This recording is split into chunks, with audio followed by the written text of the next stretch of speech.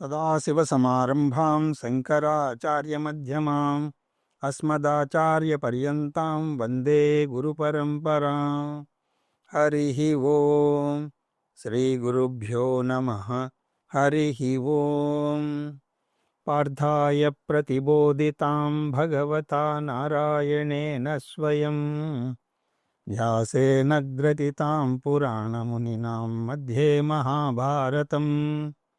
అద్వైతామృతవర్షిణీం భగవతీం అష్టాదశాధ్యాయినీం అంబ త్వామనుసందధామి భగవద్గీతే భవద్వేషిణీం. యం బ్రహ్మా వరుణేంద్రరుద్రమరుతస్తున్వంతి దివ్యైస్తవైః వేదైః సాంగపదక్రమోపనిషదైః గాయంతి యం సామగా.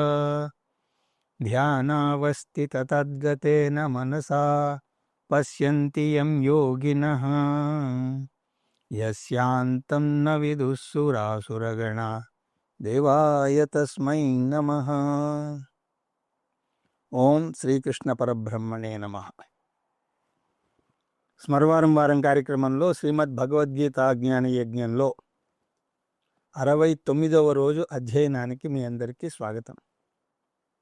గడిచిన తరగతుల్లో మనం భగవద్గీతలోని 6వ అధ్యాయమైనటువంటి ఆత్మ సంయమ యోగం అనబడే అధ్యాయాన్ని, దాని యొక్క అధ్యయనాన్ని మనం పూర్తి చేయడం జరిగింది.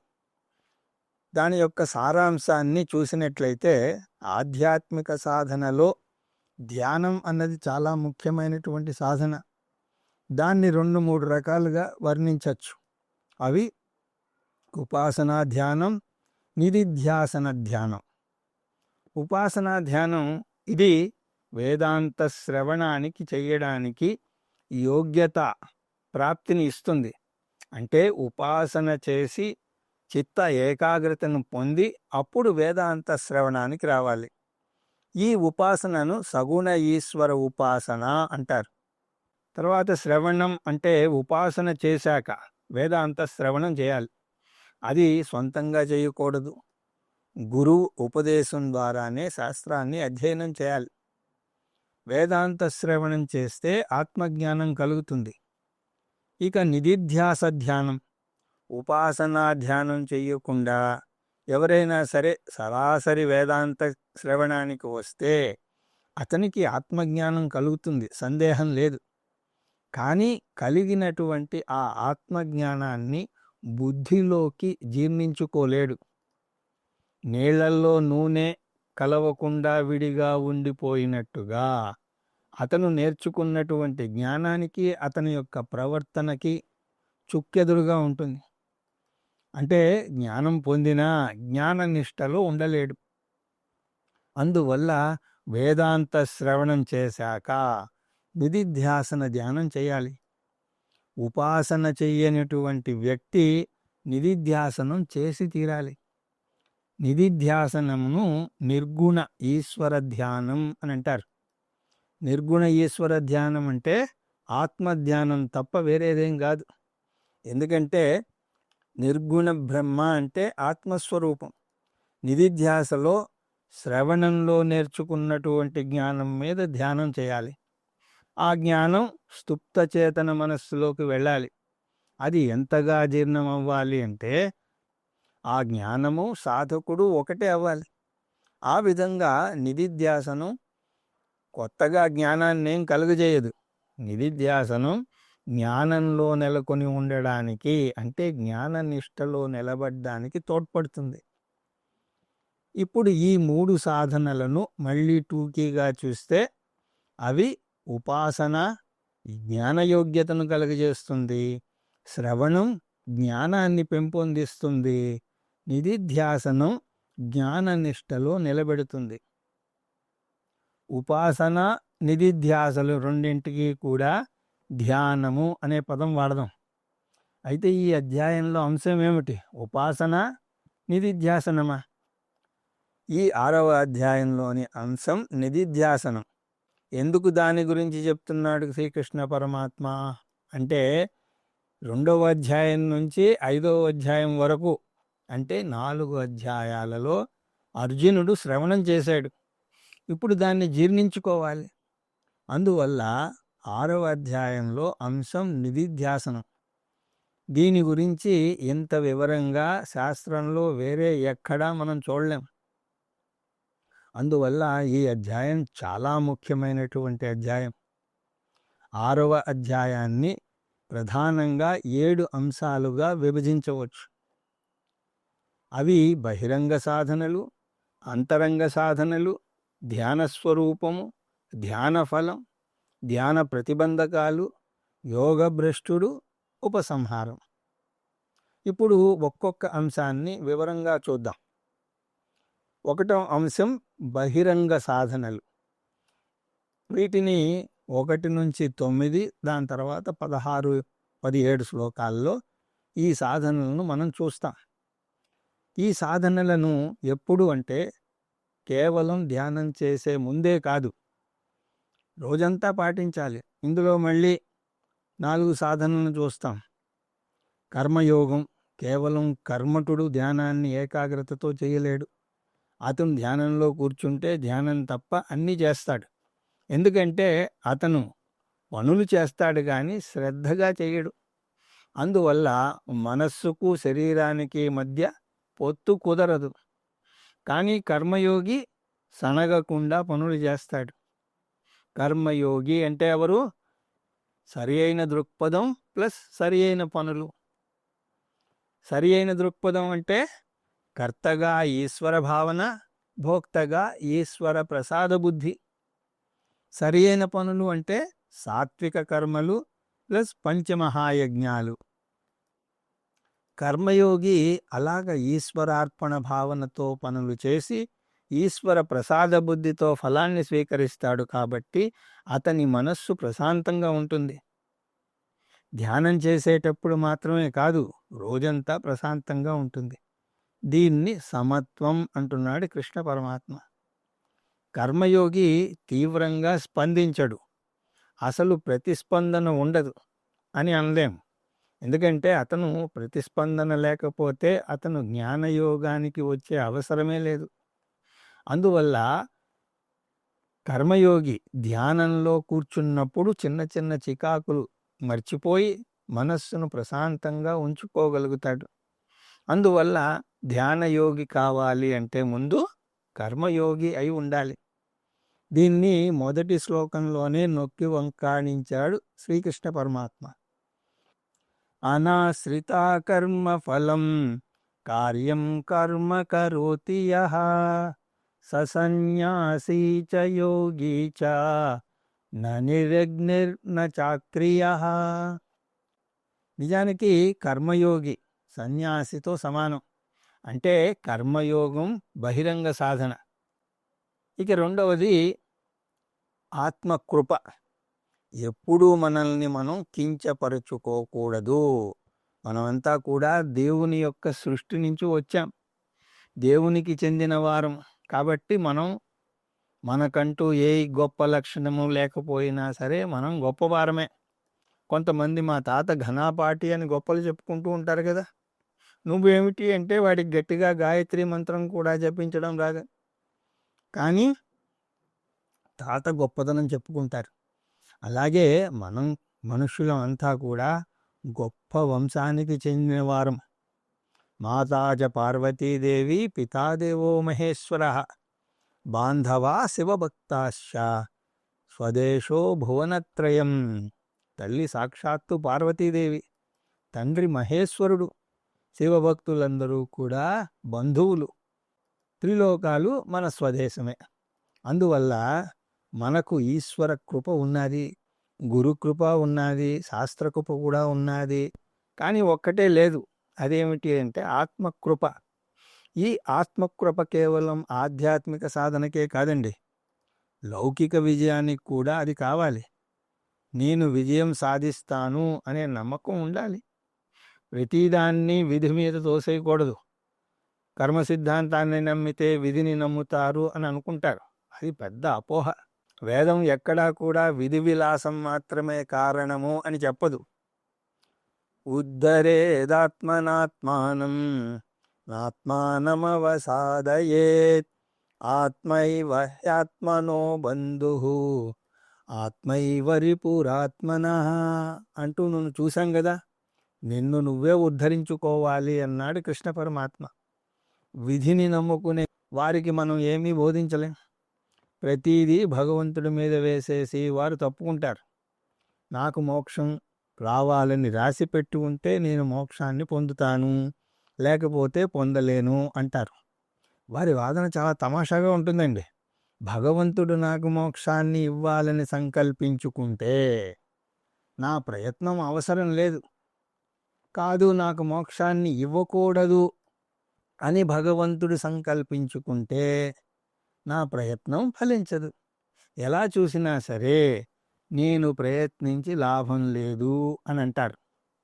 కృష్ణ పరమాత్మ దీన్ని అంగీకరించాడు. నిజానికి ప్రయత్నం మాత్రమే మనం భగవానుని యొక్క కృప పొందడానికి తోడ్పడుతుంది. ఆ విధంగా ఆత్మకృప బహిరంగ సాధన రెండవది. ఇక మూడవది ఆత్మ నియంతృత్వం. మనం ఏదైనా ఒక పరికరాన్ని వాడుతూ ఉంటే దాన్ని మన అదుపులో పెట్టుకోగలగాలి. భగవంతుడు ఈ శరీరం అనే పరికరాన్ని మనకు ఇచ్చాడు. శరీరంతో పాటు జ్ఞానేంద్రియాలు, కర్మేంద్రియాలు, మనస్సు, బుద్ధి అన్నీ ఇచ్చాడు. వాటిని మనం నియంత్రిస్తేనే అవి మన మాట వింటాయి. లేకపోతే వాటికి మనం బానిసలవుతాం. కఠోపనిషత్తులో రథకల్పన ద్వారా ఇంద్రియాల ద్వారా మనస్సును బుద్ధి నియంత్రించాలి అని చూసాం. ఆత్మ నియంతృత్వం అన్నది మూడవ బహిరంగ సాధన. నాలుగవది మధ్య మార్గం. ఏది అంతిగా చేయకూడదు. భగవానుడే అందమైనటువంటి బాహ్య ప్రపంచాన్ని ఇచ్చాడు. శాస్త్రం కూడా ఇంద్రియ సుఖాలను అనుభవించవచ్చు అని అంటుంది. కానీ దానికి కూడా ఒక హద్దు ఉంటుంది. అతిగా తీసుకుంటే అమృతం కూడా విషమవుతుంది. అందువల్ల అతిగా ఏది చేయకూడదు. అతిదానాథత కర్ణ అతి లోభాత్ సుయోధన అతి కామాద్దసగ్రీవో అతి సర్వత్ర వర్జయేత్ అంటూ ఒక సుభాషితం మనకు ఉండనే ఉన్నది. కాబట్టి అతిగా ఏది చేయకూడదు. అతిగా విశ్రాంతి తీసుకోకూడదు, అతిగా తినకూడదు, కటిక ఉపవాసము చేయకూడదు, అతిగా నిద్రను పోకూడదు, అతిగా మేలుకుని ఉండకూడదు. అన్నీ హద్దుల్లోనే ఉండాలి. ఇంద్రియాల మీద మీకు నిగ్రహం ఉందో లేదో పరీక్షించుకోవాలి అంటే రోజు మీరు తీసుకునే కాఫీకి ఒకరోజు నో చెప్పడానికి చూడండి. నో చెప్పి దాన్ని పాటించగలిగారు అంటే మీరు దానికి బానిసలు కానట్టే, మీరు దాన్ని అతిగా చెయ్యనట్టే. అందుకోసమే మన వాళ్ళు శనివారానికి లేకపోతే ఏకాదశికి ఉపవాసం చేయమన్నారు. ఈ ఇంద్రియ నిగ్రహం కోసమే. యుక్తాహార విహారస్య యుక్త చేష్టస్య కర్మసు యుక్త స్వప్నావబోధస్య యోగో భవతి దుఃఖః.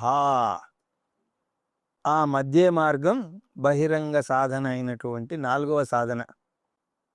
తర్వాత అంశం అంతరంగ సాధనలు. అవి 10వ శ్లోకం నుంచి 15వ శ్లోకం దాకా. ఈ సాధనలను ధ్యానం చేసే ముందు పాటించాలి.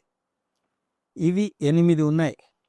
అవి దేశం, కాలం, ఆసనం, శరీర స్థితి, ప్రాణాసామ్యం, ఇంద్రియ నిగ్రహం, మనోనిగ్రహం, బుద్ధి నిశ్చయం.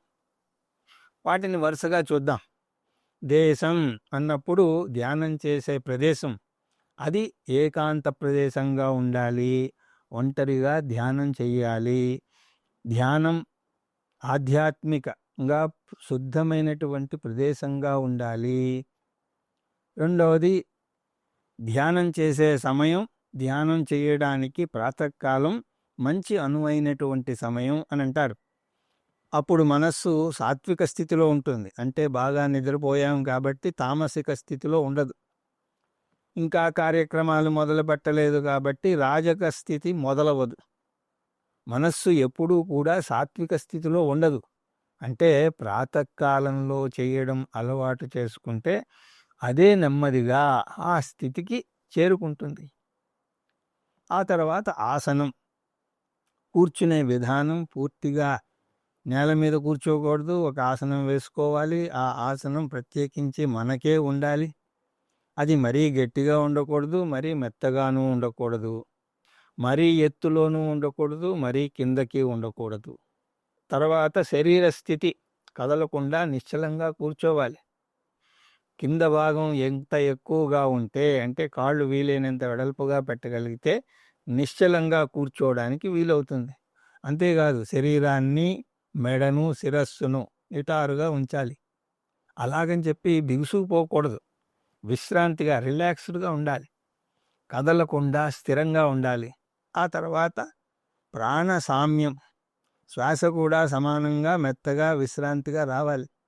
స్పర్శాన్ కృత్వా బహిర్బాహ్యా చక్షుశ్చైవాంతరే భురువో ప్రాణాపానౌ సమాకృత్వా నాసాభ్యంతరచారిణౌ అంటూ గడిచిన అధ్యాయంలోనే ధ్యానం చేసే ముందు పాటించాల్సినటువంటి విషయాలు, ధ్యానం చేసే పద్ధతి, ధ్యాన ఫలం అంటూ టూకీగా కృష్ణ పరమాత్మ వివరించాడు. అలాగే మన ఆలోచనలకు శ్వాసకు మధ్య అనుబంధం ఉంటుంది. అందువల్ల ఊపిరి సమంగా లేకపోతే మనస్సు కలత చెందుతుంది. నిజానికి శ్వాసను అదుపులో పెట్టుకోవడం వల్ల మనస్సును అదుపులో పెట్టుకోగలం. వాయురోధనాలీయతే మన జాలపక్షివత్ రోధ సాధనం అంటూ ఉపదేశసారంలో రమణ మహర్షి అంటారు. వాయురోధనాత్ అంటే ప్రాణాన్ని అదుపులో పెట్టడం వల్ల, ప్రాణాయామం ద్వారా నియతే మనసు నెమ్మదిస్తుంది. ఎలాగా అంటే జాలపక్షివత్ రోధ సాధనం, పంజరంలో బంధింపబడినటువంటి పక్షి, అంటే ప్రాణాయామం అనే పంజరంలో బంధింపబడితే మనస్సు అనే పక్షి ఎగరలేదు. అందువల్లనే మన శాస్త్రాల్లో పూజ చేసే ముందు మనస్సును నియంత్రించడానికి ప్రాణాయామం చేయిస్తారు. ఆ తర్వాత ఇంద్రియ నిగ్రహం. ఇంద్రియాలకు మనస్సును ప్రభావితం చేసే శక్తి ఉంటుంది. టీవీలోంచి, అది మీ ఇంట్లో టీవీయే కానవసరం లేదు, పక్కింటి టీవీలోంచి మీకు ఇష్టమైనటువంటి మంచి పాట వస్తే చాలు, అలా మనస్సు ఎటో వెళ్ళిపోతుంది. అందువల్ల ఇంద్రియాలను అదుపులో పెట్టుకోవాలి. కళ్ళను అర్ధ నిమీలిత నేత్రాలుగా చెయ్యాలి. ఎందుకంటే పూర్తిగా కళ్ళు తెరుచుకుంటే ఏకాగ్రత కుదరదు. పూర్తిగా కళ్ళు మూసుకుంటే నిద్రలోకి జారుకునే ప్రమాదం ఉంది. అందువల్ల సగం మూసి నాసికాగ్రాన్నో భ్రుకుటి మధ్యను భాగాన్నో చూడాలి. కన్నుతో ముక్కు వైపు చూడాలి, కానీ మనస్సును అటు పెట్టకూడదు. అలా పెడితే అది ముక్కు ధ్యానం అవుతుంది. ఆ తర్వాత మనోనిగ్రహం. మనస్సును నిగ్రహించుకోవాలి. ధ్యానం చేసే ఆ 15 నిమిషాలు మీరు వేసే పాత్రలన్నీ కూడా మర్చిపోవాలి. నేను తండ్రిని, నేను భర్తను, నేను ఉద్యోగిని, నేను వ్యాపారవేత్తను అనే పాత్రలన్నీ కూడా మర్చిపోవాలి. ఒకవేళ ఏదైనా బంధం ఉండి తీరాలి అని అనుకుంటే భగవంతునితోనో గురువుతోనో బంధాన్ని పెట్టుకోండి. మీ బాధ్యతలను కాసేపు వారికి అప్పచెప్పండి. అంటే ఆంతర సన్యాసాన్ని స్వీకరించండి. ఇక తర్వాత బుద్ధి నిశ్చయం. ఈ ధ్యానం మీకు తోడ్పడుతుందని మీ బుద్ధికి నచ్చచెప్పాలి. ఈ రోజుల్లో టైమ్ ఈజ్ మనీ అని అంటున్నారు. పైగా విదేశాల్లో జీతాలు కూడా గంటల చొప్పున తీసుకుంటున్నారు. అందువల్ల మీరు 15 నిమిషాలు ధ్యానంలో కూర్చుంటే ఆ సమయం వృధాపరచడం లేదు, అది మీ వ్యక్తిత్వాన్ని మారుస్తుంది అని బుద్ధికి నచ్చచెప్పుకోవాలి. మీకున్న వస్తువుల్ని బట్టి శాంతి రాదని, మీ మనస్సును బట్టి వస్తుందని బుద్ధికి నచ్చచెప్పుకోవాలి. అందువల్ల బుద్ధికి నచ్చచెప్పడం కూడా ఒక నియమమే. ఒకసారి ఆ 8 అంశాలను మళ్ళీ చూద్దాం. దేశం, కాలం, ఆసనం, శరీర స్థితి, ప్రాణసామ్యం, ఇంద్రియ నిగ్రహం, మనోనిగ్రహం, బుద్ధి నిశ్చయం. వీటిని అంతరంగ సాధనలు అని అంటారు. ఇక 3వ అంశం ధ్యాన స్వరూపం. ఈ శ్లోకాలు 18 నుంచి 28 వరకు ధ్యాన స్వరూప శ్లోకాలు. ధ్యాన స్వరూపము అంటే ధ్యానం చేసే విధి విధానం. అంటే మనస్సును ఒక విషయం మీద నిలబెట్టడం. అంటే ధ్యానంలో మనస్సును శూన్యం చేయమండం లేదు, మనస్సుకు ఒక దిశానిర్దేశం చేయమంటున్నారు. ధ్యాన సమయంలో కూడా ఆలోచనలు ఉంటాయి, కాకపోతే ఆలోచనలు మీరు కోరుకున్న విషయం మీద ఉంటాయి. ఏమిటా విషయం? శాస్త్రంలో శ్రవణ సమయంలో నేర్చుకున్నటువంటి ఆత్మస్వరూపం. అంటే 2వ అధ్యాయంలో 12వ శ్లోకం నుంచి 25వ శ్లోకం దాకా ఆత్మస్వరూపాన్ని చూసాం. ఆత్మ నిత్యం, ఆత్మ సత్యం, సర్వవ్యాపకం, అప్రమేయం, అకర్త, భోక్త, నిర్వికారం, ఇటువంటి నిర్వచనాలను మనం గుర్తు చేసుకోవాలి. వేదాంత శ్రవణం వీసీఆర్ లాంటిదైతే నిధిధ్యాసనం వీసీపీ లాంటిది. ఏమైనా వీసీఆర్లో రికార్డు చేస్తేనే వాటిని వీసీపీలో పెట్టగలం. ఈ ధ్యానంలో 3 దశల గురించి చెప్పాడు కృష్ణ పరమాత్మ. అవి ధారణ, ధ్యానం, సమాధి. ధారణ అంటే ఒక విషయాన్ని ఎన్నుకుని దాని మీద ఏకాగ్రత చూపడం. ధ్యానం అంటే వస్తువుల మీద మనస్సును నిలపడం. ఇవి 2 కూడా ఇంచుమించు ఒకటే. ధారణలో విషయం ఎన్నుకుంటే దాని నుంచి మనస్సు చెదిరిపోకుండా తదేక లగ్నంతో దృష్టి నిలపడం. 3వది సమాధి. సమాధిలో ధ్యాన వస్తువులో సహజంగా లీనమవడం జరుగుతుంది. మొదటి 2 ప్రయత్నపూర్వకంగా చేస్తే 3వది మీకు తెలియకుండానే జరుగుతుంది. ఉదాహరణకు ఒక పుస్తకం చదువుతూ ఉంటే ముందు మీరు మనస్సును దాని మీద ప్రయత్నపూర్వకంగా పెడతారు. ఆ తర్వాత ఇక చుట్టుపక్కల ఏమవుతుందో తెలియనంతగా దానిలోనే లీనమైపోతారు. దాన్ని సమాధి అంటారు. అంటే సమాధి మీకు కొత్త కాదు, కాకపోతే ఆ శక్తిని కొత్త విషయానికి ఉపయోగించాలి. ఆ విధంగా ధారణ, ధ్యాన, సమాధి ద్వారా బ్రహ్మ సత్యం జగన్మిథ్య ఆ బోధలో నిలబడగలగాలి. దీనికి కృష్ణ పరమాత్మ ఉదాహరణ కూడా ఇచ్చాడు.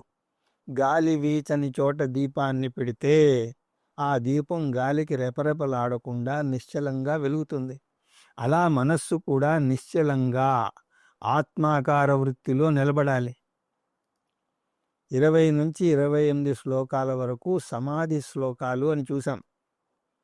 ఈ శ్లోకాల్లో సమాధికి 7 నిర్వచనాలు ఇచ్చాడు కృష్ణ పరమాత్మ. అవి చిత్త ఉపరమ, మనస్సు అదుపులో ఉంటుంది, అదుపులో ఉన్న మనస్సు ప్రశాంతంగా ఉంటుంది. ఆత్మదర్శనం, శ్రవణంలో చెప్పినటువంటి ఆత్మ లక్షణాలను ధ్యానంలో గుర్తుకు తెచ్చుకోవాలి, అంటే మనస్సులో ఆత్మదర్శనం చెయ్యాలి. ఆత్యంతిక సుఖం, ఆత్యంతికం అంటే పరిమితి లేనటువంటి సుఖం, అంటే ఆనందం. దీన్ని ఆత్మానందం అని అంటారు. తత్వనిష్ట, ఈ ఆత్మలో నిలబడతారు. ఈ ఆత్మలో నిలబడ్డవారు అనాత్మలో చెల్లించరు. ఆత్యంతిక లాభం, ఎప్పుడైతే ఒక వ్యక్తి తన పూర్ణత్వాన్ని స్వీకరిస్తాడో అప్పుడే అతనికి జీవితంలో ఏమీ కొరత ఉండదు. ఆత్యంతిక దుఃఖ నివృత్తి, ఎప్పుడైతే ఒక వ్యక్తి ఆత్యంతిక లాభాన్ని పొందుతాడో అప్పుడే అతను ఎటువంటి దుఃఖానికి చెలించడు. దుఃఖ సంయోగ వియోగం, దుఃఖంతో ఏర్పరచుకున్నటువంటి సంయోగం నుంచి వియోగం చెందడం, అంటే అనాత్మ సుఖాలను కోరుకోదు. ఇక 4వ అంశం ధ్యాన ఫలం. ఇవి 29 నుంచి 32 శ్లోకాల వరకు ఉన్నాయి. ధ్యానం చేయడం వల్ల కలిగే ఫలం ఏమిటి? ఇక్కడ ధ్యానం అన్నప్పుడు నిధిధ్యాసనం అని మనం మర్చిపోకూడదు.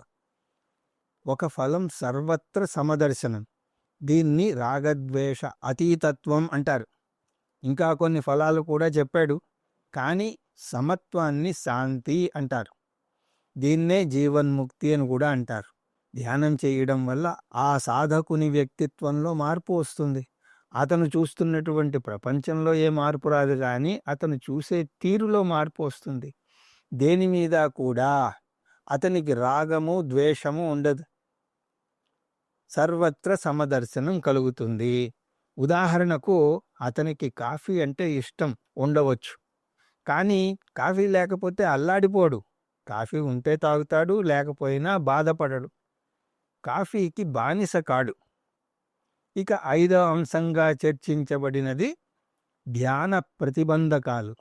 అవి 33 నుంచి 36వ శ్లోకం దాకా. ధ్యానం చేయడానికి కూర్చుంటే కొన్ని ప్రతిబంధకాలు ఏర్పడతాయి. అవేమిటో, వాటిని నివారించే మార్గాలేమిటో చూశాం. ధ్యాన ప్రతిబంధకాలు 4 ఉన్నా సరే కృష్ణ పరమాత్మ ఇక్కడ ఒక ప్రతిబంధకం గురించే చెప్పాడు. దాన్ని విక్షేప ప్రతిబంధకం అని అంటారు. అంటే మనస్సు చంచలంగా ఉంటుంది. దానికి 2 పరిష్కారాలు చూపించాడు కృష్ణ పరమాత్మ. అవి వైరాగ్యము, అభ్యాసము.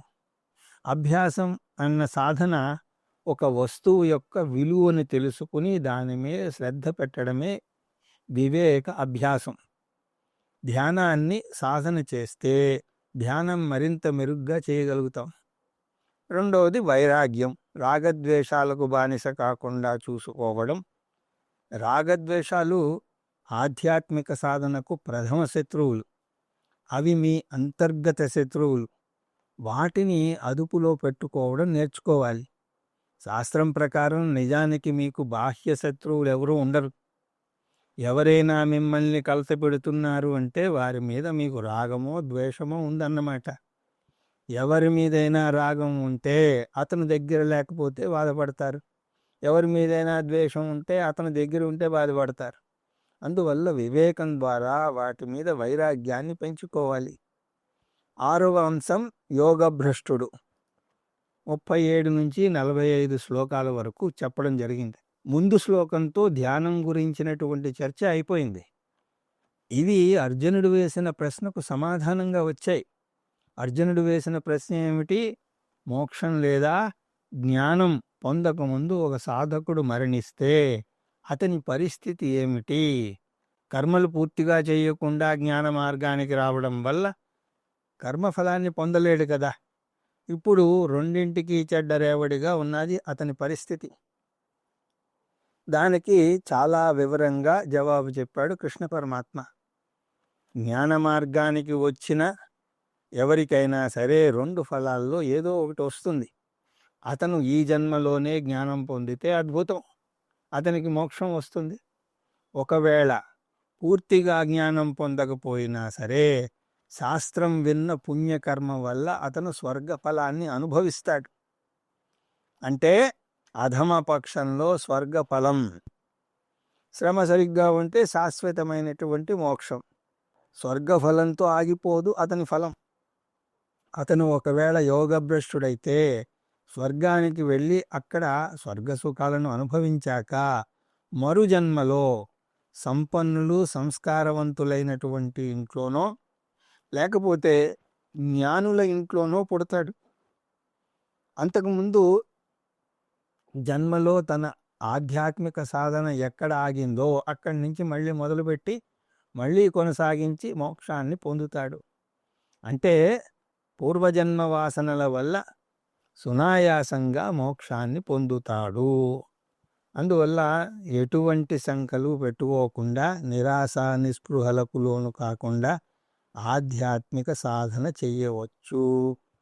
ఇక 7వ అంశంగా ఉపసంహార శ్లోకాలు 46, 47 మళ్ళీ ధ్యానం గురించి చెప్పాడు. ఈ 6వ అధ్యాయం యొక్క అంశం ధ్యానం కాబట్టి అది కూడా నిధిధ్యాసన ధ్యానం కాబట్టి నిధిధ్యాసన ధ్యానం చేసే సాధకుడు తక్కిన 4 సాధకుల కన్నా అత్యంత శ్రేష్ఠుడు అని అన్నాడు కృష్ణ పరమాత్మ. తక్కిన 4 యోగులు కర్మయోగి, ఉపాసనాయోగి, శ్రవణయోగి, మననయోగి. ఇతను నిధిధ్యాసన యోగి. కర్మయోగి మోక్షానికి చాలా దూరంగా ఉంటే నిధిధ్యాసన యోగి చాలా దగ్గరగా ఉంటాడు. అందువల్ల శ్రవణంతో ఆపకుండా నిధిధ్యాసన చేయాలి. నిధిధ్యాసనానికి ఆసనం, శరీర స్థితి ముఖ్యం కాదు.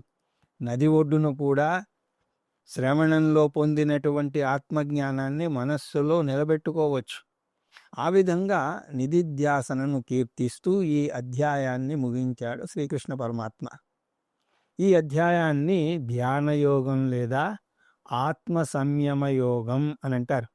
ఎందుకంటే మనస్సును ఆత్మజ్ఞానం మీద ధ్యానం ద్వారా నిలబెట్టాలి. ఇక తర్వాత తరగతిలో ద్వితీయ షట్కం మనం మొదలుపెట్టే ప్రయత్నం చేద్దాం అని మీ అందరికీ తెలియజేసుకుంటూ హరి ఓం తత్సత్. సర్వం శ్రీకృష్ణార్పణమస్తు.